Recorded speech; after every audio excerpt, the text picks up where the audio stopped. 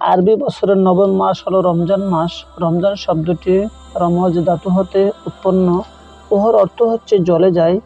যেমন লৌহ আগুনের দগ্ধ হলে কোমল হয় ও তার মরিচাগুলো জ্বরে পড়ে যায়, সেরূপ রোজা থাকলে ক্ষুধার আগুনে দগ্ধ হয় মানুষের হৃদয়, কোমল হয় এবং মরিচা রূপ পাপরাশি জ্বরে যায়।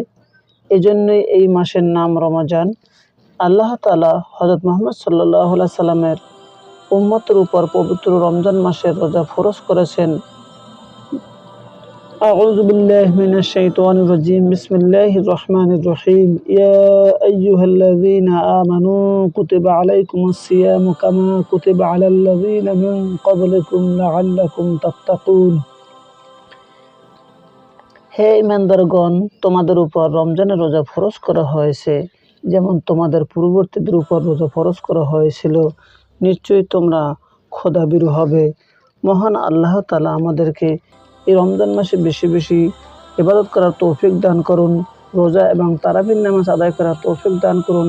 পৃথিবীর সকল মা বোনদের হেফাজত করুন। আল্লাহ ও রসুলের পথে চলার তৌফিক দান করুন। আমিন। আসসালামু আলাইকুম ওয়া রাহমাতুল্লাহি ওয়া বারাকাতুহু।